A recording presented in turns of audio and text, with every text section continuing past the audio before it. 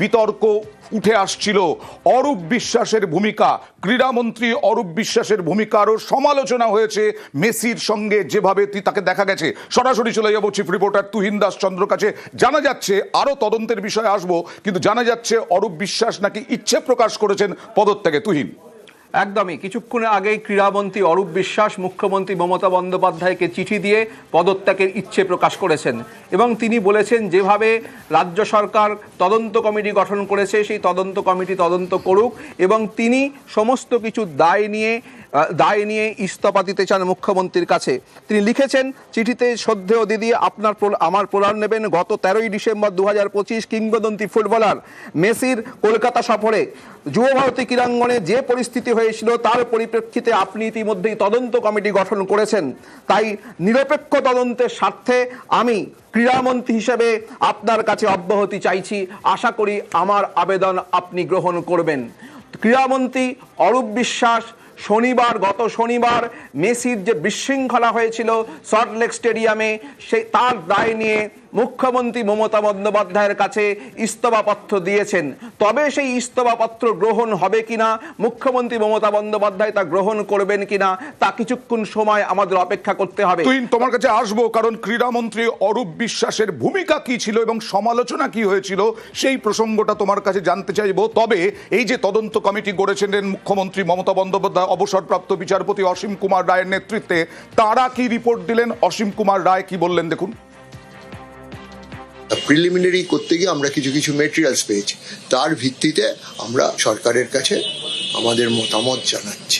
মাঠের মধ্যে দেখলাম অসংখ্য জলের বোতল, প্লাস্টিকের খালি বোতল ছড়িয়ে আছে, ভাঙা চেয়ার পড়ে আছে। আগের দিনই পুলিশ প্রেস করে বলেছিল জলের বোতল নিয়ে যাওয়া যাবে না। জানতে পারলাম যে ওটার মধ্যে নাকি স্টল হয়েছিল স্টেডিয়ামে। এইসব ভিত্তি করে আমরা প্রাথমিকভাবে মনে করছি যে সেদিনকে যারা ওখানে ডিউটিতে ছিল তারাই প্রাথমিকভাবে দায়ী, তাদের রেসপন্সিবিলিটি রুলড আউট করা যাবে না। তাই আমাদের সরকারের কাছে বলেছি যে আপনারা এদের বিরুদ্ধে ডিপার্টমেন্টালি ব্যবস্থা নিন। যেহেতু পুলিশ আর স্পোর্টস ডিপার্টমেন্ট মানে মেইনলি এসেন্সিয়ালি দায়িত্বে ছিল, তাই ওদের যারা সিনিয়র লোক তাদের আমরা বলেছি আমাদের রিপোর্ট দাও, কি অবস্থাতে কি হলো রেকমেন্ড করেছি। সেটা আমরা বলেছি যে এই তদন্ত ভারটা একটা সিট গঠন করে তাদের হাতে তুলে দেওয়া হোক। এবং সঙ্গে সঙ্গে সিট গঠন করা হয়েছে, সেই সিট গঠন করেই শোকজ করা হয়েছে। কেন? ক্ষোভে ফেটে পড়েছিলেন ফুটবল প্রেমী, 50,000 ফুটবল প্রেমী সেদিন মেসিকে দেখতে গিয়েছিলেন। 12 জন ভিভিআইপির মেসির একদম কাছে যাওয়ার অনুমতি ছিল বা কথা ছিল, কিন্তু 212 জন এবং 212 জন তাদের অনুমতি ছিল গোটা ইভেন্টটাতে থাকার।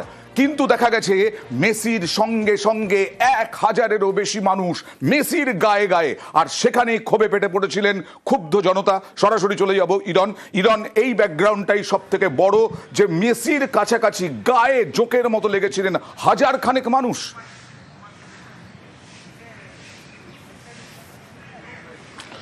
অয়ন, ঘটনার পুনরাবৃত্তি তোমাকে যদি আরেকবার সামনে তুলে ধরি, তুমি প্রতি মুহূর্তে আতঙ্কিত হবে। তার কারণ কি হওয়ার ছিল আর কি হয়েছিল। ঠিক, অরূপ বিশ্বাস ক্রীড়ামন্ত্রী সহ মাত্র 12 জন, তাতে ওভারঅল মমতা বন্দ্যোপাধ্যায়, শাহরুখ খান, তার ম্যানেজার এবং দুটো টিমের কর্তারা যারা খেলছিল, এরকম 12 জনের ক্লোজ একদম মেসির কাছে যাওয়ার অনুমতি ছিল। তবে বাকিরা কি মেসির সঙ্গে কথা বলতেন না, ছবি তুলতেন না? নিশ্চয়ই তুলতেন। এরকম 212 জনের টোটাল ছিল, যারা ধরো যেখানে ফুটবল খেলছে ক্লিনিক, তাদের পারমিশন ছিল, যে নাচের অনুষ্ঠান করবেন তাদের পারমিশন ছিল, যেখানে পেনাল্টি শুট আউট হবে সেখানে একটা পারমিশন ছিল। অর্থাৎ বিভিন্ন জোনের বিভিন্ন মানুষকে নিয়ে টোটাল 212-র মতো পারমিশন দেওয়া হয়েছিল, এরা মাঠে থাকবেন অ্যাট এ টাইম। তবে মেসির ক্লোজ অ্যাট এ টাইম 12 জনের বেশি থাকবেন না, এবং সেটাও বিভিন্ন সময় চেঞ্জ হবে যখন কোনজন থাকবেন। কিন্তু এবং শিডিউল অনুযায়ী লেখা ছিল 11:20 থেকে 12:45 পর্যন্ত মেসি থাকবেন, অর্থাৎ প্রায় 1 ঘন্টা। এই সময়টা মেসি থাকবেন এবং মেসি একাধিক কর্মকাণ্ড করবেন, বাচ্চাদের সাথে খেলবেন, পেনাল্টি শুট আউট করবেন, মুখ্যমন্ত্রী মমতা বন্দ্যোপাধ্যায় তাকে সংবর্ধনা দেবে, তাকে ট্রফি দেওয়া হবে, শাহরুখ আসবেন, সৌরভ আসবেন, একাধিক পরিকল্পনা ছিল। সব ভেস্তে যায়। কখন থেকে ভেস্তে শুরু করে? 11:30 নাগাদ, 11:31 মেসির কনভয় নিয়ে মেসির গাড়ি এডি কাট আউট, ঠিক। যুবভারতী ভিআইপি গেটের ঠিক ডান দিকে এডি কাট আউট, যেখানে নীল কার্পেট রয়েছে, একাধিকবার আমরা ছবি দেখিয়েছি, গাড়ি ঢুকে যায়। তারপরেই দেখা যায় পিলপিল করে লোক তাকে ঘিরে আসতে চলে এসছে। তাতে কারা ছিল?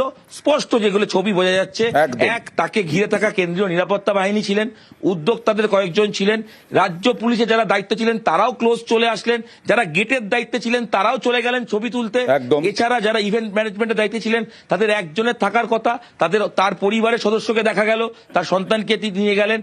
যারা ফটোগ্রাফারের ফিল্ড পেতে ফটোগ্রাফারের দায়িত্ব দেওয়া হয়েছিল 27 জন মেসিকে দেখতে পেয়ে তারা বাঁধন ভাঙা উচ্ছ্বাসে বা ছবি করবেন বলে আগে চলে গেলেন। এছাড়াও গেট যখন খুলে গেল কয়েকজন সেখান থেকেও মানুষ ঢুকে পড়লেন।